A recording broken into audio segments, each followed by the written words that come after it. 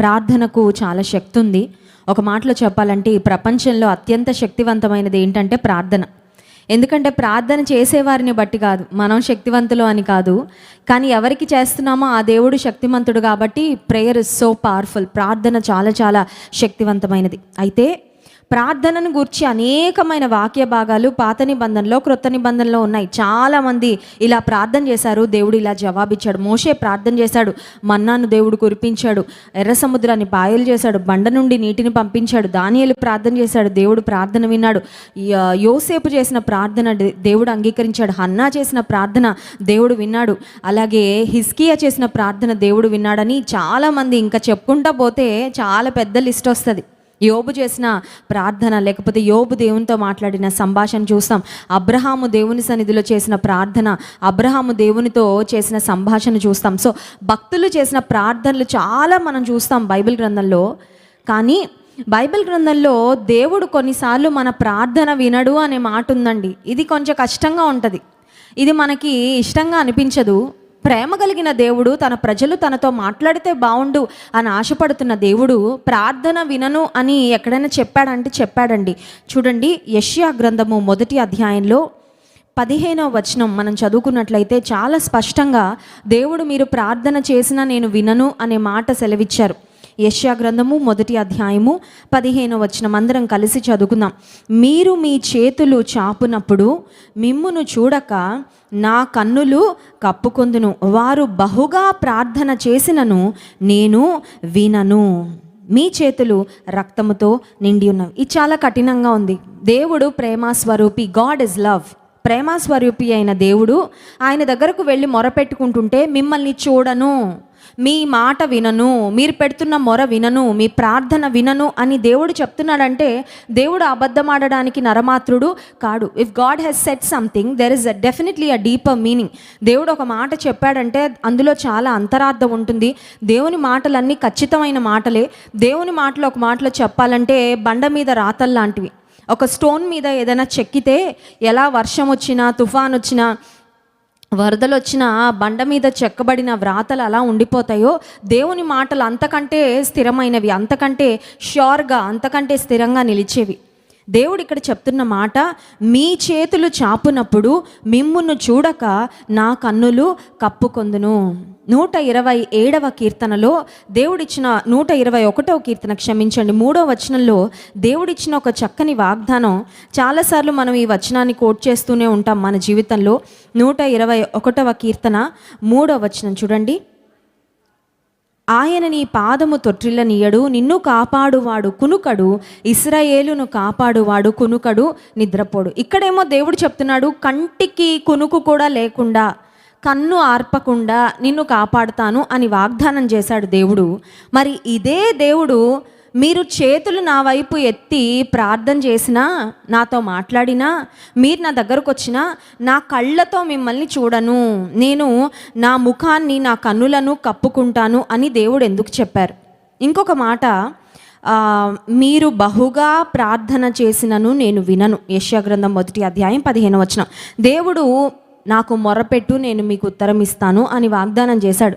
ఇర్మియా గ్రంథం 33వ అధ్యాయము 3వ వచనంలో ఆ మాట, నాకు మొరపెట్టండి చాలు, అడగండి చాలు, నా దగ్గరికి రండి చాలు, మీకు ఉత్తరం ఇస్తాను. ఇంకొక దగ్గర ఉంటుంది వాక్యంలో, మాట మీ నాలుకొక రాకముందే నేను మీ ప్రార్థన అంగీకరిస్తానని. కొన్నిసార్లు అలాగే ఉంటుంది మన జీవితంలో. అసలు ఇంకా ప్రార్థన కూడా చేయము, ఓన్లీ మనసులో ఆశపడతాము, దేవుడు వెంటనే ఇచ్చేస్తుంటాడు. అబ్బా, నా హృదయంలో ఉన్నది కూడా దేవుడు ఇంత బాగా ఎలా తెలుసుకున్నాడు, నేను అడగకుండానే దేవుడు ఇచ్చాడే, ఇంకా అడుగుదాం అనుకుంటున్నాను అప్పుడే జవాబు పంపించేశాడే అన్న అనుభవం కూడా మన జీవితంలో ఉంటుంది. నాకు మొరపెట్టండి ఉత్తరం ఇస్తాను అని వాగ్దానం చేసిన దేవుడు, కంటికి కునుకు కూడా లేకుండా మిమ్మల్ని కాపాడుతానని వాగ్దానం చేసిన దేవుడు.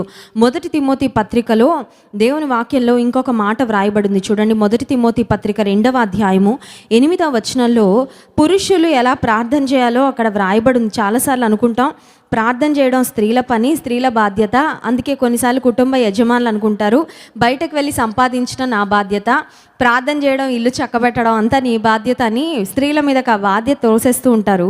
కానీ తిమోతికి వ్రాసిన 1 పత్రిక 2వ అధ్యాయం 8వ వచనంలో ఒక మాట ఉంది. కావున ప్రతి స్థలమందును పురుషులు కోపమును సంశయమును లేనివారై పవిత్రమైన చేతులెత్తి ప్రార్థన చేయవలెనని కోరుచున్నాను. హల్లెలూయా. పురుషులు చేతులెత్తి భార్యను కొట్టకూడదంట. పురుషులు చేతులెత్తి బిడ్డలను కొట్టడానికి కాదు వాడాల్సింది, పవిత్రమైన చేతులెత్తి దేవుని సన్నిధిలో ప్రార్థన చేయాలి. చేతులెత్తి ప్రార్థన చేయమని చెప్పిన దేవుడు, మీరు చేతులెత్తి ప్రార్థన చేసినా నా కళ్ళని కప్పుకుంటాను, మీరు మొరపెట్టినా నేను వినను అని ఎందుకు అంత ఖచ్చితంగా దేవుడు చెప్తున్నాడంటే చాలా క్లియర్గా కారణం కూడా చెప్పేశాడండి. చూడండి, కొన్నిసార్లు కొంతమందికి మన మీద కోపం వస్తే మాట్లాడడం మానేస్తారు.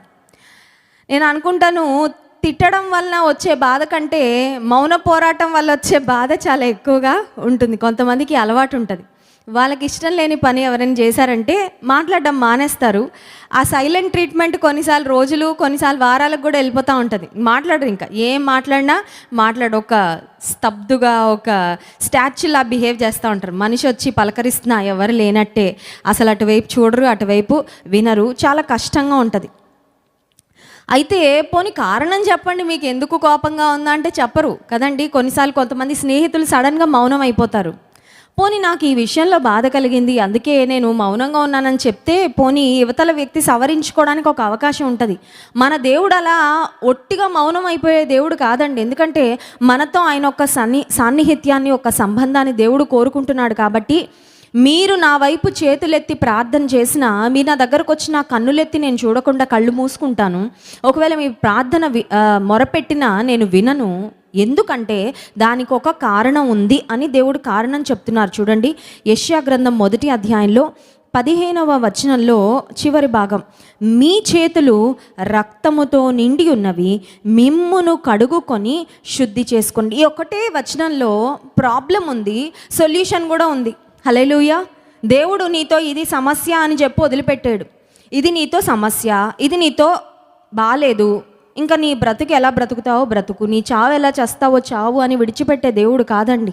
కొన్నిసార్లు మనుషులకి ఎవరి మీద నా కోపం వస్తే ఇంకా నీతో నాకు సంబంధం కట్టు, ఇంకా జీవితంలో జన్మలో నీతో మాట్లాడను, ఇంకా మళ్ళీ అంతకు ముందున్న ఫ్రెండ్షిప్, అంతకు ముందున్న సాన్నిహిత్యం ఇంకెప్పటికీ రాదు అని ఒకవేళ మనుషులు చాలా ఈజీగా కట్ ఆఫ్ చేసుకుంటారేమో. కానీ దేవుడు మనతో ఏదైనా పొరపాటు ఉంటే, మనలో ఏదైనా ఆయనకు నచ్చకపోతే చెప్తాడు, this is what is wrong with you.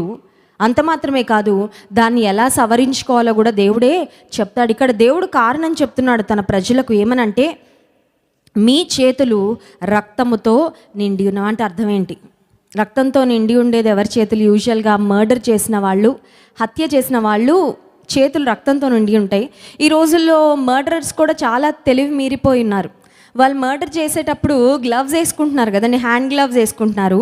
చేతులకి గ్లవ్స్ తొడుక్కొని చేయాల్సిన పని చేసేసి ఆ తర్వాత ఆ గ్లవ్స్ కాల్చేస్తున్నారు. ఎందుకంటే ఆ ఫింగర్ ప్రింట్స్ కూడా దొరకకూడదని. వాళ్ళ యొక్క చేతి వేలి ముద్రలు ఇవన్నీ కూడా పరిశోధన చేసి ఇన్వెస్టిగేషన్ వారు చాలా ఈజీగా దొంగలను, నరహంతకులను, భయంకరమైన పనులు చేసిన వాళ్ళని పట్టుకుంటున్నారని వాళ్ళు కూడా తెలివి మీరిపోయి చేతులకు గ్లవ్స్ వేసుకొని చేయాలనుకుంటున్న నేర కార్యాలు, భయంకరమైన కార్యాలు చేసేసి ఆ తర్వాత గ్లవ్స్ తీసి పడేస్తున్నారు. ఇప్పుడు ఇక్కడ దేవుడు మీ చేతులు రక్తంతో నిండి ఉన్నాయి అంటే అర్థం ఏంటంటే, మనం ఏదో నరహత్య చేశామనో లేకపోతే ఎవరినో చంపామని కాదు, కానీ మీ చేతులు రక్తంతో నిండి ఉన్నాయి అంటే అర్థం ఏంటంటే, మీ చేతులు పాపంతో నిండి ఉన్నాయి, పాపంలో మీరు బ్రతుకుతున్నారు, నాకు అది ఇష్టము లేదు, అందుకే మీ వైపు నేను చూడట్లేదు, మీరు ప్రార్థన చేసినా వినట్లేదు. బైబిల్లో ఒక మాట ఉంటుంది, కంటిని నిర్మించిన వాడు కానకుండునా. కన్ను మనకిచ్చిందే దేవుడు, చూసే కెపాసిటీ ప్రతి మనిషికి ఇచ్చిందే దేవుడు. ఆయన కన్నులు లోకమందంతటా సంచారము చేస్తున్నాయి అనే మాట వాక్యంలో ఉంది. చూడని మిమ్మల్ని అంటే అర్థం ఏంటంటే, మనం అంతగా దేవుని విసిగించామన్నమాట, అంతగా ఆయన బాధ పెట్టామన్నమాట. దేవునికి కూడా విసుగొస్తుందా? దేవునికి కూడా కోపం వస్తుందా అంటే వస్తుంది. కొంతమంది దేవుని దీర్ఘశాంతాన్ని పరీక్షిస్తూ ఉంటారు కదండి. కొంతమందికి ఇష్టం అనమాట దీర్ఘశాంతాన్ని పరీక్షించడం. God is a God of patience. దేవుడు దీర్ఘశాంతం కలిగిన వాడు కాబట్టి ఏం చేసినా ఊరుకుంటాడులే, ఎంత నాకు ఇష్టానుసారంగా బ్రతికినా చూసి చూడనట్లు వదిలేస్తాడులే అని కొంతమంది దేవునితో ఆటలు ఆడుకుంటూ ఉంటారు. మా జ్ఞాపకం ఉంది, చిన్నతనంలో మా తల్లికి చాలా దీర్ఘశాంతం ఎక్కువ, ఓపిక ఎక్కువ. బాగా విసిగిస్తూ ఉంటే అలాగా తట్టుకునేవారు. ఓ వారం రోజులు 2 వారాలు తట్టుకునేవారు. అప్పుడు అనిపించేది, అబ్బా ఎంత దీర్ఘశాంతం ఉంది అనుకొని. కొన్నిసార్లు మన పరిస్థితి ఎలా ఉంటుందంటే ఎవరైనా ఓర్చుకుంటూ ఉంటే ఇంకా విసిగిస్తుంటాం కదండి. చిన్నతనంలో కొన్నిసార్లు అలా ఉండేది, ఎంత ఓర్పు ఉంటుందో పరీక్షిద్దామని ఇంకా విసిగించేదాన్ని కొన్నిసార్లు. అయితే కొన్నిసార్లు ఎలా ఉండేదంటే 2 వారాలు 3 వారాలు ఓర్చుకున్నాక అన్నీ కలిపి ఒకేసారి డోసు పడిపోయేది. ఆ 3 వారాల చివరిలో ఆ 3 వారాల క్రితం జరిగిన డోస్ అంతా కూడా వచ్చేసేదనమాట. దెబ్బల రూపంలో, తిట్ల రూపంలో అన్నీ కలిపి వచ్చేసి అప్పుడు అనిపించి, అమ్మో అప్పుడు ఇదంతా చేస్తున్నప్పుడు చూసి చూడనట్లు మమ్మీ ఉందనుకున్నాను, కానీ ఇదంతా బ్రెయిన్లో రికార్డ్ అయిందనమాట. అర్థమవుతుందండి? చాలాసార్లు అనుకుంటాం దేవుడు నేను మాట్లాడుతున్న వ్యర్థమైన మాటలు ఏమి పట్టించుకోవడం లేదులే, పెద్దగా పట్టింపు ఉండదేమో. నేను తిరుగుతున్న చెడు తిరుగుళ్ళు పెద్దగా పట్టించుకోవడం లేదు దేవుడు, ఆయనకి పెద్దగా పట్టింపు లేదేమోలే, ఆయన చాలా బిజీ ఏమో, ఆయన ఇంకా ప్రపంచంలో ప్రెసిడెంట్లని, రాజులని, రాణులని వాళ్ళని చూసుకుంటూ బిజీగా ఉన్నాడేమో, నన్ను పెద్దగా పట్టించుకోవడం లేదేమోలే, అందుకనే ఇష్టానుసారంగా బ్రతుకుతున్నా కొంచెం కూడా దేవుడు దండించడం లేదే, కొంచెం కూడా గద్దించడం లేదే, కొంచెం కూడా నా మీద ఆశీర్వాదాలు ఆగడం లేదే. చూడండి, కొన్నిసార్లు దుష్టులు దుష్టత్వంలో కొనసాగుతున్న కొద్దీ వాళ్ళకి ఆశీర్వాదాలు వస్తూనే ఉంటాయి. అప్పుడు మనలాంటి వాళ్ళు పక్కనుండి అనుకుంటాము, దుష్టులు అంత దుష్టత్వంతో ఉండి దేవుని ఆశీర్వాదాలు అంతగా పొందేసుకుంటుంటే నేను కూడా కొంచెం దుష్టత్వంలోకి దిగుదానులే అని దిగామంటే ఒక్కటేస్తాడు దేవుడు. అర్థమవుతుందండి? దేవుడు దీర్ఘశాంతం కలిగిన వాడే, ప్రేమ కలిగిన దేవుడే, అవకాశాలు ఇచ్చి చూస్తాడు. ఆయన వైపు తిరగాలని, ఆయన వైపు మనం మళ్ళించబడాలని ఆయన ఆశపడతాడు. కానీ అప్పటికీ దేవుని దీర్ఘశాంతాన్ని మనం పాపం చేయడానికి ఒక లైసెన్స్గా వాడుకుంటే మాత్రం అది కుదరదు. ఇక్కడ అదే చూస్తున్నాం వాక్యంలో. దేవుడు అంటున్నాడు, మీ చేతులు రక్తంతో నిండి ఉన్నవి, మిమ్మును కడుగుకొనుడి, శుద్ధి చేసుకొనుడి. ఉదయకాల సమయంలో దేవుని బిడ్డలంగా మనం మందిరానికి ఎందుకు వచ్చామంటే చెప్పుకోవడానికే రాలేదండి.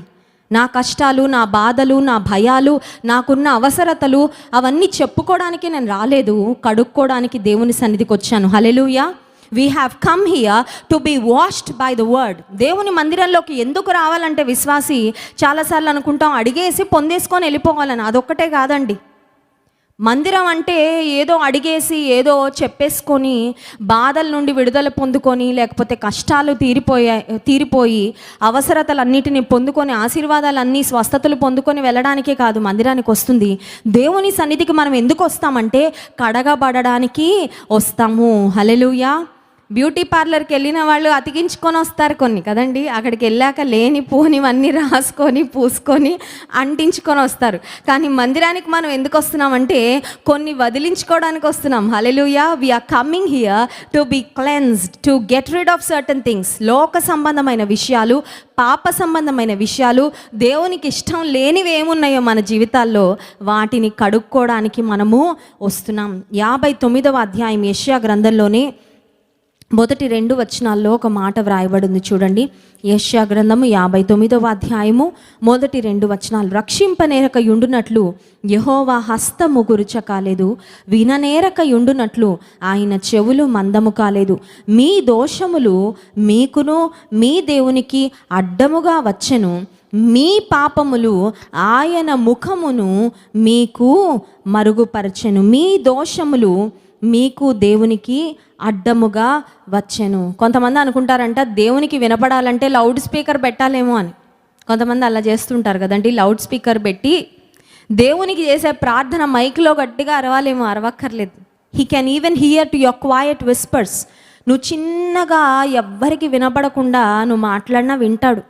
కొన్నిసార్లు నువ్వు మోకాళ్ళు వేసినప్పుడు ప్రార్థన చేయడానికి నాకు మాటలు రావట్లేదు, my heart is overwhelmed with pain, నా హృదయంలో బాధ ఎక్కువైపోయింది, చెప్పుకోవడానికి నాకు మాటలు కూడా రావట్లేదని ఒట్టిగా నువ్వు కన్నీరు కార్చినా నీ మనోవేదన దేవుడు అర్థం చేసుకుంటాడు, వింటాడు. కానీ దేవుడికి నీ ప్రార్థన వినబడడం లేదంటే ఆయనకి ఏదో చెవిటివాడు అయిపోయాడని కాదు. రక్షింపనేరక యుండునట్లు యెహోవా హస్తము గురుచ కాలేదు, విననేరక యుండునట్లు ఆయన చెవులు మందం కాలేదు. కానీ ఏంటి సమస్య అని ఆలోచిస్తే మీ దోషములు మీకును మీ దేవునికి అడ్డముగా వచ్చను. ఇంగ్లీష్ బైబిల్లో చాలా క్లియర్గా ఈ మాటలు ఉన్నాయండి. మీకు దేవునికి మధ్యలో it's your sins are like a barrier between you and God. Barrier అంటే ఏంటో తెలుసా అండి? పెద్ద అడ్డంకని. మన దోషాలు, మన పాపాలు దేవునికి మనం చేరకుండా, దేవునికి మన ప్రార్థనలు చేరకుండా, దేవుని కృప మనకు అందకుండా, దేవుని ఆశీర్వాదాలు మన దగ్గరికి రాకుండా ఒక బ్యారియర్ లాగా, ఒక అడ్డుగా నిలబడ్డాయంట. ఇంకొక మాట కూడా ఉంది వేరే ఇంగ్లీష్ ట్రాన్స్లేషన్లో, your sins have cut off the relationship between you and God. మీ పాపాలే దేవునికి నీకు మధ్యలో ఉన్న సంబంధాన్ని తెంపేశాయి. కొన్నిసార్లు చూడండి, వర్షాలు పడుతున్నప్పుడు, ఇప్పుడు వర్షాలు పడుతున్నాయి మనకు, వర్షాలు పడుతున్న సమయంలో బ్రిడ్జెస్ ఉంటాయి, కొన్నిసార్లు తెగిపోతూ ఉంటాయి, బ్రిడ్జ్ కట్ ఆఫ్ అయిపోద్ది. పాపం రాత్రికాల సమయంలో తెలియక కొన్ని లారీలు బ్రిడ్జ్ ఉందేమో అనుకొని ఆ నీరు పారుతూ ఉన్నప్పుడు బ్రిడ్జ్ ఉందో లేదో కనబడదు కాబట్టి తెగిపోయిన బ్రిడ్జ్ మీద వెళ్ళడానికి ప్రయత్నం చేసి బ్రిడ్జ్లో మునిగిపోయి చనిపోయిన వాళ్ళు, ఇలాంటి యాక్సిడెంట్స్ చాలా జరుగుతుంటాయి వర్షాకాలంలో.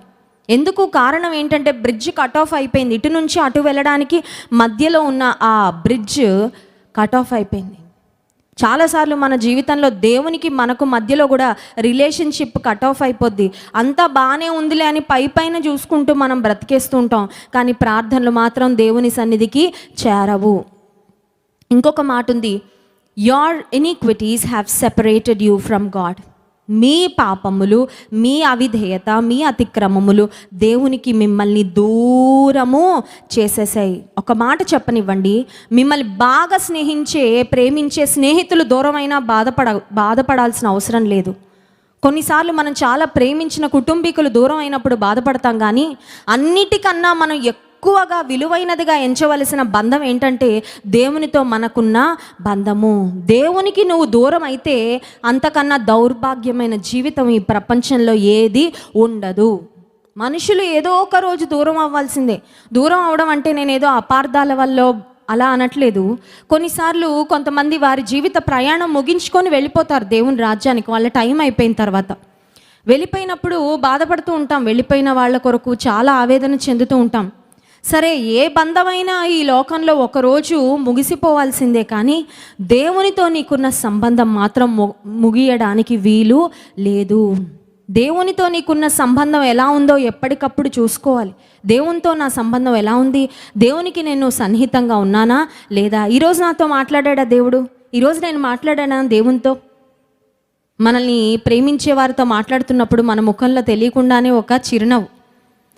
మనకి ఇష్టమైన వారు మన దగ్గరకు వస్తున్నారంటే మనకి ఎంతో ఆనందం, ఎంతో ఎగ్జైట్మెంట్. ప్రార్థన చేస్తున్నప్పుడు అదే ఎగ్జైట్మెంట్ ఉంటుందా?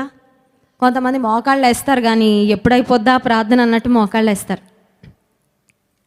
కొంతమంది మోకాళ్ళు వేస్తారు, మోకాళ్ళు వేసిన తర్వాత చిన్నప్పుడు ఎప్పుడో అమ్మ మాటలు వచ్చిన కొత్తలో ప్రార్థన అంటే 4 లైన్లు నేర్పించి ఉంటుంది, టకా టకా టకా టకా చెప్పేసి లేసేసి వెళ్ళిపోతూ ఉంటారు. దాన్ని ఏమంటారంటే యేసయ్యతో స్నేహం అనరండి, అది అలవాటు ప్రార్థన అంటారు. స్నేహితులతో డైలాగులు ఏం మాట్లాడాలో ముందే ప్లాన్ చేసుకొని ఎప్పుడైనా వెళ్ళారండి? వెళ్ళగానే గుడ్ మార్నింగ్, ఇలా నేను ఇది మాట్లాడాలి, అది మాట్లాడాలి, 4 ముక్కలు మాట్లాడి వచ్చేయాలని అట్లా ఎప్పుడైనా ప్లాన్ చేసుకుంటామా? స్నేహితులను చూడగానే కొన్నిసార్లు దొర్లి వచ్చేస్తూ ఉంటాయి ఎక్కడెక్కడో సంగతులు కదండి. అయ్యో, అప్పుడే 2 గంటలు అయిపోయిందా, 3 గంటలు అయిపోయిందా, టైం తెలియలేదే, ఫోన్ ఎత్తరు కదండి. కొంతమంది స్నేహితులతో మాట్లాడడానికి, కలవడానికి వెళ్ళినప్పుడు భర్త ఫోన్ చేస్తున్నా పట్టించుకోదు. భర్త అంటాడు, ఎన్నిసార్లు ఫోన్ చేసి, ఏమోనండి నాకు ఏమీ తెలియలేదండి. ప్రార్థనలో మాత్రం ప్రతి చిన్న ఫోన్ తెలిసిపోతూ ఉంటుంది కదండి. ఫోను చిన్న సౌండ్ రాగానే అమ్మో ఎవరు ఏం మెసేజ్ పంపించేశారో అని దేవుని ప్రక్కన పెట్టేసి ఫోన్ చూసేస్తూ ఉంటారు కొన్నిసార్లు. మోకాళ్ళు వేగన అంటే అర్థం ఏంటంటే దేవునితో సాన్నిహిత్యము లేదన్నమాట. మీ పాపములు దేవునికి మీకు మధ్యలో ఒక అడ్డుగోడగా ఉంది. ఉదయకాల సమయంలో మనల్ని పరీక్ష చేసుకోవడానికి మనము ఉపవాస ప్రార్థనలో ఉంటున్నాం. ఏదో అడిగి పొందేసుకొని ఆశీర్వాదాలు పొందేసుకోవడానికి మాత్రమే కాదు, అసలు ముందు మన ప్రార్థన దేవునికి చేరాలంటే మధ్యలో ఏదైనా పాపము ఉందా, ఏదైనా స్టక్ అయిపోయిందా? కొన్నిసార్లు ట్యాంక్ నిండా నీళ్ళు ఉంటాయి, ట్యాప్ కూడా తెరిచే ఉంటుంది, వాటర్ మాత్రం రాదు. అప్పుడు మనకు అర్థమవుతుంది ఏమనంటే ఈ ట్యాప్లో ఏదో స్టక్ అయిపోయింది, ఏదో అడ్డుపడిపోయింది. ఆ అడ్డు తీసేస్తే తప్ప, క్లియర్ చేస్తే తప్ప ట్యాంక్లో ఉన్న నీరు క్రిందకు రాదు. దేవుని దగ్గర ఆశీర్వాదాలు చాలా ఉన్నాయి, దేవుడు నీతో చాలా మాట్లాడాలని కోరుకుంటున్నాడు, ఆయన దగ్గర నీకు ఇవ్వడానికి చాలా ఉన్నాయి. శ్రీమంతుడగు దేవుడు అనే మాట ఉంటుందండి. గాడ్ ఇస్ రిచ్, శ్రీమంతుడు ఆయన. He's rich in mercy, he's rich in grace, he's rich in blessing. ఆయన ఆశీర్వదించడంలో గొప్పవాడు, కృపా కనికరములలో సమృద్ధి కలిగిన దేవుడు. ఆయన దగ్గర అన్నీ సమృద్ధిగా ఉన్నాయి. ఆ సమృద్ధి నా దగ్గరికి ఎందుకు రావడం లేదంటే నాలో ఏదో పాపము అడ్డుపడిపోతూ ఉంది. పాపాన్ని చాలామంది అనుకుంటారు పాపం పెద్ద ముఖ్యమేమీ కాదండి, ఎలా పాపం చేసేసినా పర్వాలేదు, దేవుడు వదిలేస్తాడులే. పాపం అంట ఒక క్రెడిట్ కార్డ్ లాంటిదంట. మీకు తెలుసా ఎంతమంది క్రెడిట్ కార్డ్స్ ఉన్నాయి ఇక్కడ? నాకు లేదులేండి క్రెడిట్ కార్డ్. క్రెడిట్ కార్డుతో పెద్ద ప్రమాదం ఉంటుందండి. ఆ ప్రమాదం ఏంటంటే క్రెడిట్ కార్డ్తో మంచి ఫెసిలిటీ కూడా ఉంటుంది. ఫెసిలిటీ ఏంటంటే డబ్బు లేనప్పుడు ముందే లేని డబ్బును తీసుకొని ఖర్చు పెట్టేయచ్చు మనం.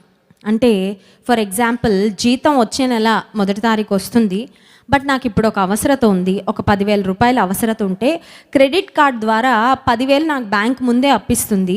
నేను ఆ డబ్బు నా అవసరత కొరకు ఖర్చు పెట్టుకోవచ్చు. ఆ తర్వాత ఎప్పుడైతే నెల ఫస్ట్కి నా జీతం అకౌంట్లో పడుతుందో ఆ క్రెడిట్ కార్డులోకి అది ఆల్రెడీ వెళ్ళిపోతుంది అన్నమాట, బ్యాంక్ తీసుకుంటుంది ఆ డబ్బు. క్రెడిట్ కార్డు ఉన్నప్పుడు వచ్చే ఫెసిలిటీ ఏంటంటే ఎంజాయ్మెంట్ ముందు వస్తుంది, డబ్బు కట్టాల్సింది తర్వాత వస్తుంది. అర్థమవుతుందా? ఎంజాయ్మెంట్ ముందు అంటే డబ్బు పొందుకొని దానివల్ల లబ్ధి ముందు వచ్చేస్తుంది. ఆ కట్టేటప్పుడు ఎప్పుడైనా బాధగా ఉంటుంది. బాధగా ఉంటుందా? షాప్కి వెళ్ళినప్పుడు ఏదన్నా సెలెక్ట్ చేసుకొని తీసుకోవడం ఆనందంగా ఉంటుంది, కానీ డబ్బు కట్టేటప్పుడు కొంచెం బాధగా ఉంటుంది మనకి. కానీ డబ్బు తీసుకునే షాప్ కీపర్కి పండగే, అబ్బో ఇవాళ మంచి కస్టమర్లు వచ్చారు, బాగా కడుతున్నారని. పాపం కూడా ఒక క్రెడిట్ కార్డ్ లాంటిదే అంటండి. పాపం క్రెడిట్ కార్డ్ లాంటిదే. ఈరోజు ఎంజాయ్ చేసేస్తాం, కానీ పాపానికి జీతం మాత్రం తర్వాత కట్టాలి. ఆ జీతం కడుతున్నప్పుడు తెలుస్తుంది చేసిన పాపం ఎంత భయంకరమైనదో. పాపం వలన వచ్చే ఆనందము, పాపం వలన వచ్చే క్షణికమైన సంతోషము అది తాత్కాలికమే, కానీ పాపం వలన వచ్చే జీతం మాత్రం చాలా కష్టంగా ఉంటుంది. పాపానికి మనం వెల చెల్లించాల్సి వచ్చినప్పుడు చాలా కష్టంగా ఉంటుంది. ఈరోజు ఈ ఉదయకాల సమయంలో ప్రార్థన చేయక మునుపు దేవుని సన్నిధిలో మనకు దేవునికి మధ్యలో రూట్ ఎలా ఉందో ఒక్కసారి చూసుకుందాం. అది చూసుకోవడానికి మనం దేవుని సన్నిధికి వచ్చాం. ఇంతకు ముందు నేను ప్రార్థన చేయగానే దేవుడు వినేవాడు, ఇప్పుడు ప్రార్థన చేస్తుంటే ఎందుకు వినడం లేదు దేవుడు? నా ఇరుగు పొరుగు వారు ప్రార్థన చేయగానే వెంటనే జవాబులు వస్తున్నాయి, కానీ నా ప్రార్థనకు జవాబు రావడం లేదు. ఒకవేళ ఈ ప్రశ్నలు మీ మనసులో ఉన్నట్లయితే దేవుని సన్నిధిలో మనం పరీక్షించుకొనవలసిన సమయం. ఏంటా పరీక్ష అంటే స్వపరీక్ష. ఇది మనకు మనమే పెట్టుకునే పరీక్ష, ప్రక్క వాళ్ళు మనకు పెట్టే పరీక్ష కాదు. కొంతమందికి పరీక్షలు అంటే ఎంత కష్టమో. పరీక్షలు రాగానే పిల్లలు అంటారు ఈ చదువు ఎవడు కనిపెట్టాడో అని కదండి. ఇవన్నీ మనం అన్నవాళ్ళమే చదువుకునేటప్పుడు, లేకపోతే మన పిల్లల దగ్గరన్నా విన్నాం, ఎవడు కనిపెట్టాడు ఈ చదువు, ఈ పరీక్షలు ఎవడు కనిపెట్టాడో, ఎందుకు ఈ పరీక్షలని. విశ్వాస జీవితంలో మనకి దేవుడు పెట్టే పరీక్షలు కొన్ని ఉంటాయి. God test. దేవుడు అబ్రహామును పరీక్షించాడు, దేవుడు అబ్రహామును పరిశోధించాడనే మాట వాక్యంలో ఉంటుంది. కానీ దేవుని మందిరానికి వచ్చినప్పుడు మనల్ని మనము స్వపరీక్ష చేసుకోవాలి. స్వపరీక్ష చేసుకొని దేవునికి ఇష్టం లేనివి మనం కడుక్కోవాలి. యెషయా గ్రంథం 1వ అధ్యాయం 15వ వచనంలో ఒక చక్కని వాగ్దానాన్ని దేవుడు ఇస్తున్నారు చూడండి. యెషయా గ్రంథము 1వ అధ్యాయం 18వ వచనం. యెహోవా ఈ మాట సెలవిచ్చుచున్నాడు, రండి మన వివాదము తీర్చుకొందము, మీ పాపములు రక్తము వలె ఎర్రనివైనను అవి హిమము వలె తెల్లబడును, కెంపు వలె ఎర్రనివైనను అవి గొర్రె బొచ్చు వలె తెల్లనివి అగును. హల్లెలూయా. పాపంతో మీ చేతులు ఎర్రగా ఉన్నాయా? రక్తంతో నింపబడినట్లు మీ చేతులు పాపంతో నింపబడి ఉన్నాయా? ఏం పర్వాలేదు, నా దగ్గరికి రండి, నేను మీ పాపాన్ని కడిగేసి స్టెయిన్స్ కూడా లేకుండా, మచ్చలు కూడా లేకుండా శుద్ధి చేసి పడేస్తాను. కొన్నిసార్లు కొన్ని మచ్చలు లేకపోతే కొన్ని స్పాట్స్ ఏవైనా మన వస్త్రాలకు అంటుకుంటే ఎంత ఉతికినా ఒక మరకైనా మిగిలిపోద్దండి. అంటే కొన్నిసార్లు కొన్ని స్టెయిన్స్ చాలా హార్డ్గా ఉంటాయి. ఎంత బ్రష్ పెట్టినా, ఎంత డిటర్జెంట్ వేసినా, ఎన్ని ప్రయత్నాలు చేసినా కొంచెమైనా మరక మిగిలిపోద్ది. కానీ యేసు రక్తంలో ఉన్న శక్తి ఏంటంటే నీ పాపాన్ని కడగడమే కాదు, నీ పాపపు మరకలు కూడా నీకు లేకుండా సంపూర్ణంగా శుద్ధి చేసే దేవుడు. హల్లెలూయా. దేవుడు అంటున్నాడు, మీ పాపములు రక్తము వలె ఎర్రనివైనను అవి హిమము వలె తెల్లబడును, కెంపు వలె ఎర్రనివైనను గొర్రె బొచ్చు వలె తెల్లనివగును. నేను ఉద్యోగం చేస్తున్న దినాల్లో నేనున్న సిటీలో స్నో పడుతూ ఉండేది. ఇండియాలో మనకి స్నో అంటే మనకు తెలియదు, ఏదో వీడియోల్లో అలా చూడడం తప్ప మనకి స్నో తెలియదు. చాలా బాగుంటుంది స్నో. ఒకరోజు ఎందుకో అదే ఫస్ట్ టైం నేను వెళ్ళిన తర్వాత బాగా స్నో పడడము, తెల్లవారుజామున నాకు మెలకు వచ్చింది. నేను అనుకున్నాను బయట కిటికీలోంచి చాలా వెలుగుగా కనబడుతుంది, బహుశా మార్నింగ్ అయిపోయిందేమో, నా అలారం మోగలేదేమో అనుకొని నేను నా టైం చూసుకుంటే, నా ఫోన్లో టైం చూస్తే తెల్లవారుజామున 3 గంటలైంది. అయ్యో 3 గంటలకి బయట ఏంటి ఎవరో లైట్లు వేసినట్లు ఇంత వెలుగుగా ఉందని ఆ బ్లైండ్స్ ఓపెన్ చేసి చూస్తే విండోలోంచి చెట్లు, నేల, కార్లు, పార్కింగ్ లాట్లో మొత్తం స్నోతో కప్పబడి ఉన్నాయండి. ఆ స్నో యొక్క వెలుగు, వెలుతురు, తెల్లదనం ఎంత ఉందంటే ఆ తెల్లదనం వలన ఆ ప్రాంతం అంతా లైట్లు లేకపోయినా మొత్తం లైట్లు ఉన్నట్లుగా ఒక పగటి వలె రాత్రికాల సమయంలో కనబడుతుంది. అప్పుడు దేవుడు నాకు ఈ వాక్యం జ్ఞాపకం చేశాడు. ఏమనంటే, మీ పాపములు రక్తము వలె ఎర్రనివైనా హిమము వలె తెల్లగా చేస్తారంటే నార్మల్ వైట్ కాదు, ఒక మాటలో చెప్పాలంటే సూపర్ వైట్. హల్లెలూయా. దేవుడిచ్చేవి ఏవి నార్మల్గా ఉండవండి, దేవుడిచ్చేవన్నీ ఎక్స్ట్రాడినరీగా ఉంటాయి. హల్లెలూయా. కొన్నిసార్లు కొన్ని యాడ్స్లో చూపిస్తూ ఉంటారు కదా, ఈ డిటర్జెంట్తో లేకపోతే దీంతో వాష్ చేస్తే ఆ బట్టల మీద మరి ఎన్ని వైపుల నుంచి లైట్లు వేస్తారో తెలియదు, కానీ ఒక ఏదో దేవదూతల వెలుగులా ఉంటుంది ఆ బకెట్లో ముంచి తీయగానే. అంటే ఒక ఎక్స్ట్రాడినరీ లైట్ చూపిస్తారు, ఒక ఎక్స్ట్రాడినరీ వెలుగు చూపిస్తారు. అది ఆఫ్కోర్స్ వాళ్ళు ఎడిటింగ్లో లేకపోతే ఏదో యాడ్ చేసి వాళ్ళు మిక్సింగ్లో అలా చేస్తారేమో, కానీ మన దేవుడు మన పాపములను ఎర్రని రక్తము వలె ఉన్న మన పాపములను హిమము కంటే తెల్లగా మారుస్తాడు. దేవుని సన్నిధిలో కడగబడడానికి మనం ఏం చేయాలి అని ఆలోచిస్తే, మొట్టమొదటిగా స్వపరీక్ష చేసుకోవాలి. రెండవదిగా ఎఫెసీ పత్రికలో 5వ అధ్యాయం 26వ వచనంలో ఒక మాట ఉంది చూడండి. ఎఫెసీ పత్రిక 5వ అధ్యాయము 26వ వచనంలో దేవుడు మనల్ని శుద్ధి చేస్తాడంట, దేవుడు మనల్ని ఉతుకుతాడంట. దేని ద్వారానో ఆ మాట వ్రాయబడింది. ఎఫెసీ పత్రిక 5వ అధ్యాయము 26వ వచనం. పురుషులారా, పైన కాకుండా కింద ఆఖరు భాగాన్ని చదువుతున్నాను. వాక్యముతో ఉదక స్నానము చేత దానిని పవిత్రపరచి పరిశుద్ధపరచుటకై దాని కొరకు తన్ను తాను అప్పగించుకొనెను. ప్రతి పెళ్లిలో ఎఫెసీ పత్రిక 5వ అధ్యాయంలో పురుషులకు, స్త్రీలకు, భార్యలకు, భర్తలకు దేవుడిచ్చిన కొన్ని సూచనలు ఈ భాగాన్ని కంపల్సరీగా మెడిటేట్ చేస్తారండి. పెళ్లి కార్డ్స్లో కొన్నిసార్లు చూస్తాము, ప్రోగ్రామ్ షీట్లో కొన్నిసార్లు చదివే వాక్య భాగంలో ఈ భాగాన్ని ఖచ్చితంగా ఉంచుతాం. ఇక్కడ పురుషులకు, స్త్రీలకు, వివాహమైన భార్యలకు, భర్తలకు దేవుడు ఎలా ఉండాలి అని చెప్తూ దేవుడు అంటాడు, పురుషుడు ఏ విధంగా అయితే స్త్రీకి శిరస్సుగా ఉన్నాడో సంఘమునకు నేను శిరస్సును. అంటే మనందరము కూడా దేవుడు పెండ్లి కుమారుడైతే సంఘముగా ఉన్న మనందరము ఆయన పెండ్లి కుమార్తె. పెండ్లి కుమార్తె ముఖము నిండా మచ్చలు, ముఖం నిండా నల్లని ఏదో వికారంగా ఉంటే పెళ్లి కుమారుడు సంతోషిస్తాడండి? మన పాపాలు కూడా మన జీవితాన్ని అలాగే స్కార్ లాగా మన ముఖాలలో, మన హృదయాలలో కొన్ని మచ్చలు ఉండిపోయాయి. దేవుడు అంటున్నాడు, పురుషులకు, స్త్రీలు వివాహం చేసుకుంటున్న భర్తకు భార్య ఎలా కలంకం లేనిదిగా ఉండాలని ఆశపడతాడో, నేను కూడా నా సంఘము కలంకమైన, మచ్చ అయినా, ముడతైనా, అట్టిది మరేదైనా లేకుండా ఉండాలని కోరుకుంటున్నాను. అందుచేత వాక్యముతో ఉదక స్నానము చేత పవిత్రపరిచి. వాక్యం ఎందుకు వినాలి ఎక్కువ? వాక్యం ఎందుకు ఎక్కువ చదవాలి? వాక్యం ఎందుకు ఎక్కువ ధ్యానం చేసుకోవాలంటే, వాక్యం చదువుతూ ఉంటే మనం కడగబడుతూ ఉంటాం. హల్లెలూయా. కడుగుతూ ఉంటే, వాక్యము మన హృదయాన్ని కడుగుతూ ఉంటే మన హృదయము శుద్ధి చేయబడుతూ ఉంటుంది. We will be cleansed. అంత మాత్రమే కాదు, కానీ దేవుని సన్నిధిలోనే దేవుడు మనల్ని శుద్ధి చేస్తాడు. ఇక్కడికి రావడం, దేవుని సన్నిధి, దేవుని ప్రసన్నత దేవుని మందిరంలో ఉంటుంది.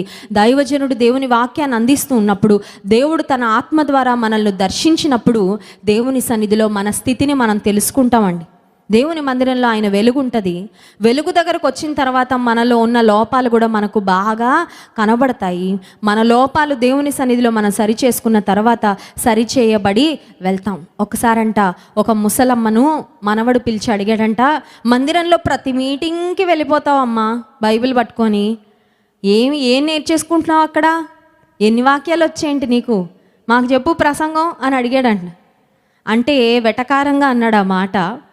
వాళ్ళ నానమ్మనో వాళ్ళ అమ్మమ్మనో ఆట పట్టించాలని అడిగాడు. ఆ అబ్బాయికి తెలుసు ఆ అమ్మమ్మ పెద్ద చదువుకోలేదు, అడిగితే ప్రసంగం కూడా చేయలేదని తెలుసు.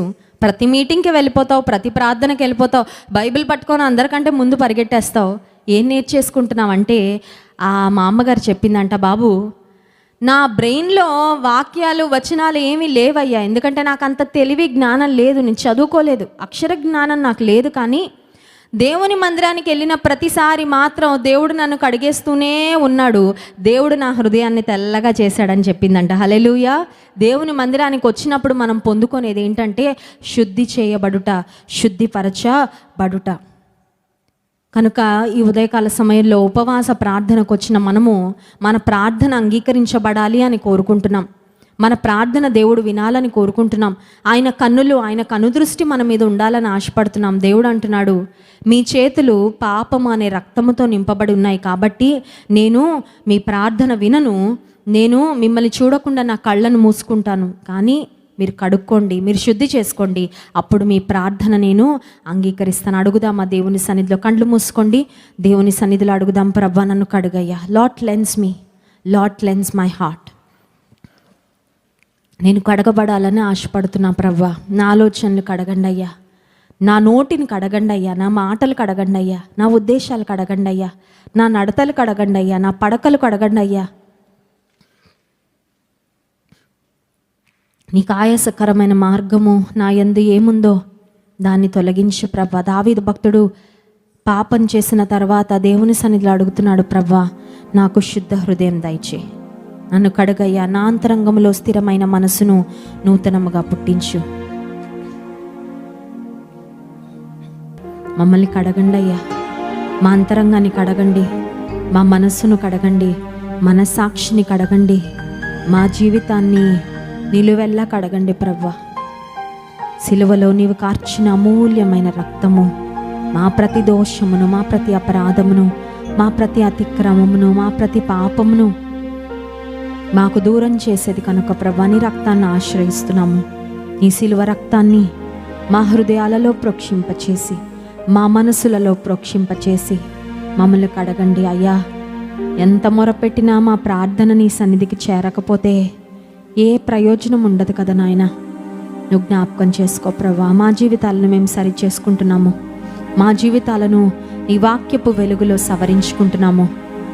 మమ్మలను నీవే కడిగి పరిశుద్ధపరిచి మమ్మల్ని దృష్టించి మా ప్రార్థన విని నీవే తగిన జవాబులు దయచేయమని నిన్ను ఆరాధించి స్తుతించబోతుండగా ఆరాధన ఆత్మతో మమ్మల్ని నింపుమని ఘనత, మహిమ, ప్రభావములు మీకు చెల్లిస్తూ యేసుక్రీస్తు ప్రభువారి ప్రశస్తమైన నామములో ప్రార్థించి స్తుతించి వేడుకుంటున్నాము తండ్రి.